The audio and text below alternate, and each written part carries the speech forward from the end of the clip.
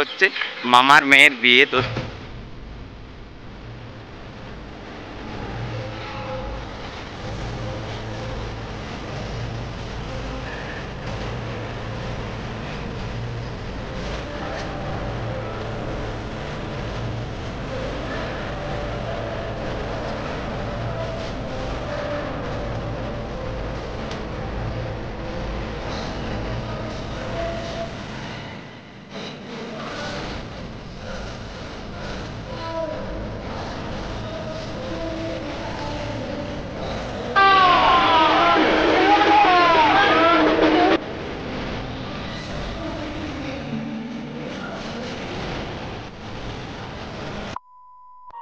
Hello everyone, তোমরা সকলে কেমন আছো? আশা করছি অনেক ভালো আছো। তো এখন সময় হচ্ছে 7টা, আর আজকে আমি সকাল সকাল স্নান করে এখন যাচ্ছি মামা বাড়ি, কারণ আজকে হচ্ছে মামার মেয়ের বিয়ে। তো সেই জন্যেই যাচ্ছি। আর আমাদের পরীক্ষা রয়েছে 19 তারিখ থেকে, তো আজ হচ্ছে 6 তারিখ। ভাবলাম যে যাই বিয়ে বাড়ি থেকে ঘুরে আসি, তারপর আবার পড়াশোনা শুরু করব। তো আজকে কিন্তু আমার সকালবেলায় ঘুমটা ভেঙে গেছে, সেই জন্য স্নান সব কিছু সেরে নিলাম। তো চলো, আর আমি কিন্তু এখন বাড়ি যাচ্ছি না, ডাইরেক্ট মামা বাড়ি যাচ্ছি। মানে এখান যাও বাস স্ট্যান্ড থেকে বাবুন্ডিয়ায় নামবো, আর ওখান থেকে 500 কিলোমিটার মতো। দেখা যাক, টোটো চললে ভালো, না হলে মনে হয় হেঁটে হেঁটে যেতে হবে। তো যা হবে তোমাদের সঙ্গে শেয়ার করবো। অবশ্যই তোমরা ভিডিওটা শেষ পর্যন্ত দেখতে থাকো।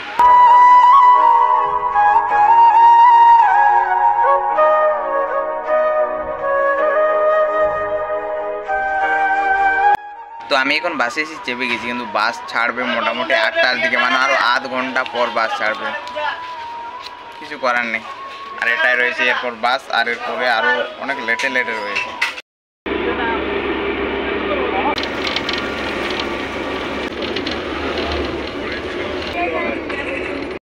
তো ফাইনালি আমি বাস থেকে নেমে গেছি, আর এখান থেকে ভেবেছিলাম যে টোটো পাবো, কিন্তু এখনও অবধি পাইনি। আর এখান থেকে মিনিমাম মোটামুটি 5 থেকে 6 কিলোমিটার হবে, আর অতটা হেঁটে যেতেও মন করছে না, কারণ অনেকটাই বেলা হয়ে গেল। আমি ভেবেছিলাম মানে বাস এসে পাইনি, মোটামুটি আধ ঘন্টা মতো ওয়েট করতে হয়েছিল। সেই জন্য যাই হোক, এই জন্য সব জায়গায় বেশি বিরক্তি লাগে এখান থেকে যখন কোনো কিছু পাওয়া যায় না। এখন আছি বাবুন্ডিয়ার মোড়ের এখানে, আর এখন দেখা যাক। দাদাদেরকে ফোন করেছিলাম, ওরা আছে বড়াবাজারে, যদি এটা দিয়ে আসে তাহলে ওদের সাথে যাবো, তাহলে দেখা যাক টোটো পাই তো যাওয়া হবে। ওই যে দেখতে পাচ্ছ ট্র্যাক্টরটা, ওই ট্র্যাক্টরটায় চেপে এলাম। সত্যি বলতে এত ঝাঁকুনি দিতেছিল যে সেই সময় যে ফোন বার করে ভিডিও বানাবো সেটা হতেই ছিল না। সেই জন্য ভাবলাম যে নামি। তো যাই হোক, অনেকক্ষণ অপেক্ষা করলাম, মোটামুটি 15 থেকে 20 মিনিট পর। তারপরে ওই ট্র্যাক্টরটা এলো, তখন ওই ট্র্যাক্টরটায় চেপে আর এলাম। তো সত্যি বলতে এখনও এখান থেকে মিনিমাম 1 কিলোমিটার মনে হয় ওই হাঁটতে হবে।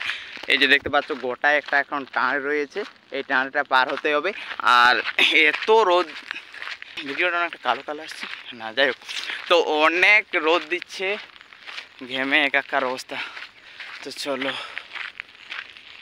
তো আমি প্রায় পৌঁছেই গেলাম, আর এখন কিন্তু বক্সের আওয়াজ আসতে। তো যাই হোক, আমি ভাবছি যে এরপর ওখানে গিয়ে আমি ভিডিওটা কন্টিনিউ করতে পারবো কি না। তবে আমার মামা বাড়ির লোকে প্রায় সবাই জানে যে আমি ভিডিও বানাই, তো এদিকে কিন্তু অসুবিধা নেই ভিডিও বানালো। তো দেখা যাক, আমি কিন্তু কন্টিনিউ করার অবশ্যই চেষ্টা করবো। থকেই গেলাম, তো অনেকটাই আসতে হলো হেঁটে 1 কিলোমিটার মতো। আর ওইখান থেকে এলে তো মনে হচ্ছে অবস্থা শেষ হয়ে যেত এত রোদে।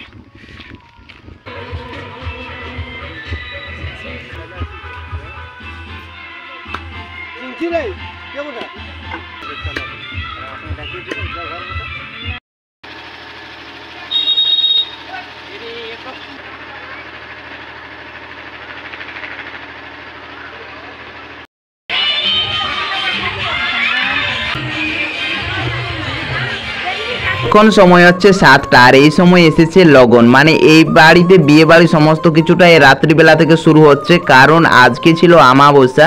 সেই জন্য আমাবস্যা পার হয়েছে মোটামুটি 7টার দিকে। তারপর এই যে দেখতে পাচ্ছ এখানে যে ছামড়া ডালটা এখানে মানে বানানো হচ্ছে, ছামড়ি সব কিছু কিন্তু রাত্রিবেলাতে। আর অন্য বিয়ে বাড়িতে কিন্তু ওগুলো সমস্ত কিছু দিনবেলায় হয়ে যায়, কিন্তু যেহেতু আমাবস্যা থাকার কারণে এখানে সমস্ত কিছুটাই রাত্রিবেলা থেকে শুরু হলো।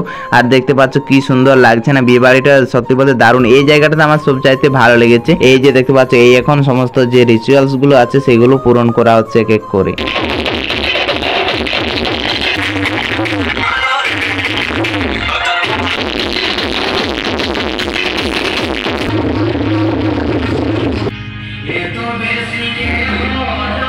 এখন সময় হচ্ছে রাত্রি 2টো আর এখন চলে এসছে ভোর। তো এই কথাটাই তোমাদের সঙ্গে বলতেছিলাম, কিন্তু অরিজিনাল ভয়েসটা তোমাদের সঙ্গে শেয়ার করতে পারলাম না, কারণ বাইরে ব্যাকগ্রাউন্ডে গান বাজতেছিল সেই জন্য।